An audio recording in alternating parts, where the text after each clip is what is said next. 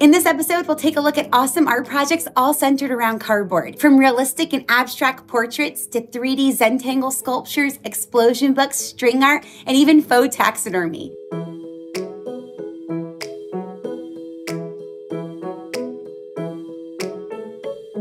I'm Renae Green, and I'm an elementary and intermediate art teacher in South Central Pennsylvania. Welcome to the Art of Education University's Zero Budget Art Room, where we celebrate your ingenuity and help you make the most of your budget, all while spending zero out of pocket. So one of my favorite projects to do with my kids that involves cardboard is to make portraits. You can do these abstract or realistic. We're doing ours abstract this year, but I love it because it provides them with so much freedom in creating, and it's neat to see how they build. Like, some of the students will build up layers of cardboard, and I'm gonna kind of walk you through how we start it and how I get them going on it. So this is just the example that I made. I basically talk with the kids, since we're going more abstract with this, about exaggerating features, and I kind of walk them through cubism. The spectrum can be really broad in terms of artists that you introduce them to for this project, but this is how I get them started. Pizza rounds are my best friends.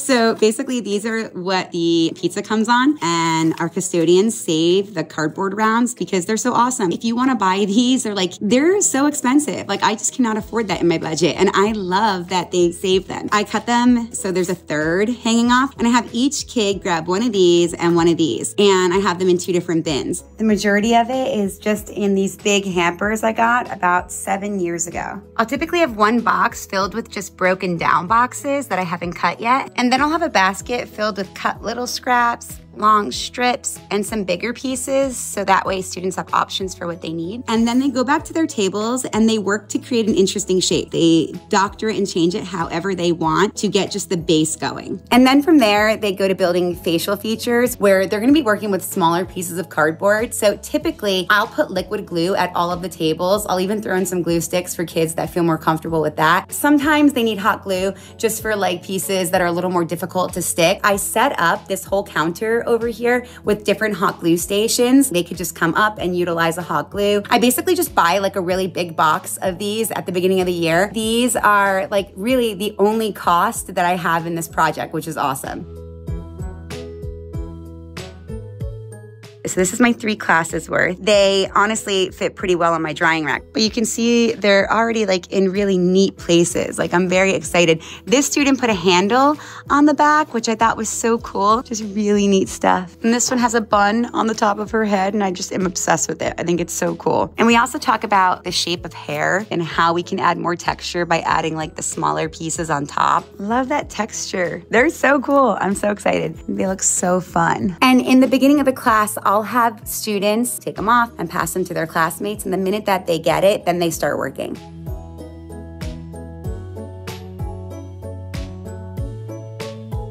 We are really coming along awesome on our portraits. They've done just such an incredible job, and I'm so excited about them. I've just been very impressed with their work. Some went totally abstract, some did half and half, and some went more realistic, and they're just all so beautiful. So another project I love for cardboard is to have my kids focus on assemblage art, and I'll introduce them to Louise Nevelson. And I think it's a great project because you can build the whole base out of cardboard. Major supplies that it uses are gonna probably be glue and then paint to paint everything. I use simply scrap cardboard. In the past, I've used shoe boxes. So this is what it kind of looks like when we're starting this project. I'll put a bunch of rectangles and squares that they can then assemble. And we do use hot glue for this, so the hot glue stations are a big part of this. I do think it helps them to have the pieces already cut into squares and rectangles to kind of see how they can already start piecing them together. These will be filled with everyday items. And you can come back for a future episode too, where we're gonna fill this in and actually finish this project, but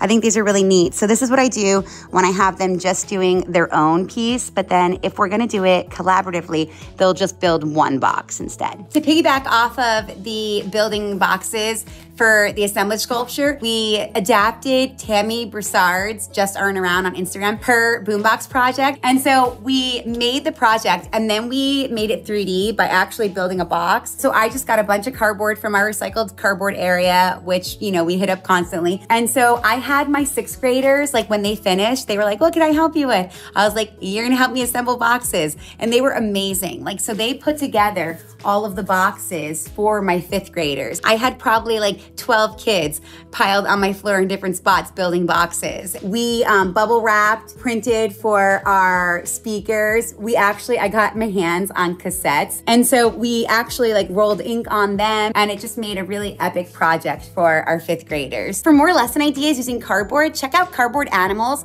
Art Show Easel, and My Community in Low Relief on Flex Curriculum. Flex is a standards-aligned curriculum with a ton of lesson plans that include step-by-step instructions, project photos, and student-facing handouts. Like this artist bio on cardboard artist Derek Forjor, or even anchor and assessment charts like how to manipulate cardboard or cardboard texture techniques. And if you're not a Flex user, head on over to our website, which we'll link in the description box, to find out more information on how to get Flex for your district. Last year, we did a ton of art using recycled cardboard, and one of my favorite projects that we did was a Charles McGee project where we used the pizza rounds or cardboard for their base, and then they built their sculpture off of that. And they had a choice between if they wanted to do it round or if they wanted to do it rectangular.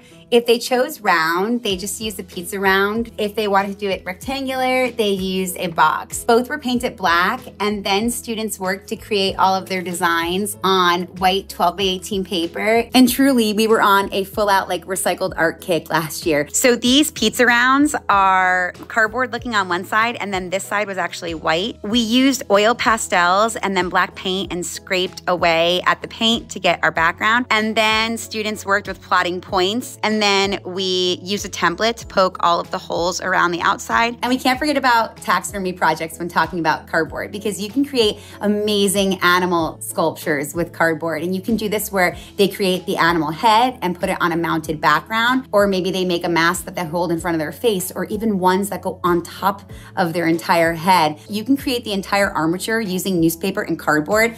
So you have your entire armature built out of just cardboard and newspaper, and then you can paper mache on top. And for your background, you can have them mount to cardboard. I mean, these kids can work big and make head pieces too. But I want to show you the dragon that we just built straight from cardboard. And shout out to our amazing maintenance crew, because they came and hung this for me.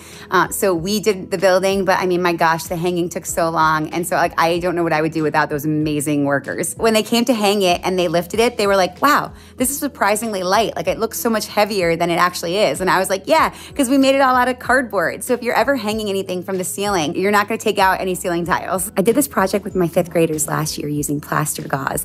It could also be a simple paper mache newspaper project too. And then we hung them from the ceiling. So they made oversized pencils and paintbrushes and crayons. And so it makes for a really whimsical entrance to our school. So I'm going to show you just how they sculpted them. So if they were making a pencil, we started by cutting a circle out of tagboard or heavyweight paper. And this served as the tip of the pencil. And then we cut a line in the middle, and we just wrapped into a cone and just made sure it fit on the top. And then for the eraser at the end, and to make them a little bit longer, I had them take a piece of paper and fold it hot dog wise.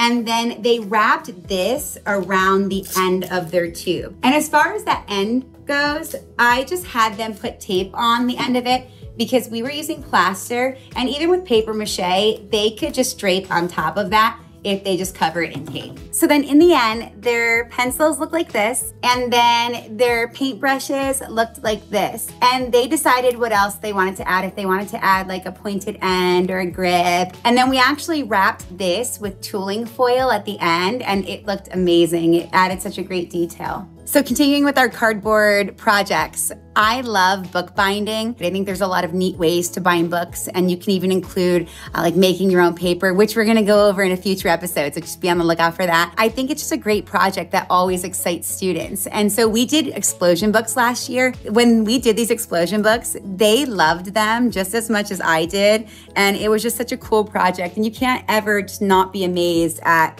how intricate they are, but also like from the other end, the teacher end, like how easily you can make these. So for our explosion books, we're using 3 8x8 black pieces of paper, 2 4.5 by 4.5 1/8" pieces of cardboard. So this is gonna be the front and back cover. And then origami paper or regular construction paper, anything to just wrap the front cover in. And honestly, you can decorate these however you want, even if you want to paint them and save on using paper. And then some ribbon, glue, and tape, and scissors. This first part is basically just covering our front and back cover in origami paper. Okay, so now that our front and back covers are done, we're going to do the inside pages that expand out. Once they're all folded, we stand them all up. And then there's just one switch to make them make sense as to how they connect together. So once they're standing up, you just flip that middle one. And by flipping the middle one, it helps them to understand how they need to connect. So right there, and same thing right there. And my students are working on explosion books this marking period, but we're doing it with paint pulling and then doodles on top, but I'm so excited about it. Thanks for watching episode 2. Do you have a favorite cardboard project that you do with your students that wasn't discussed here today? If so, leave it in the comments down below. And make sure to like and subscribe so you don't miss an episode in our Zero Budget Art Room series.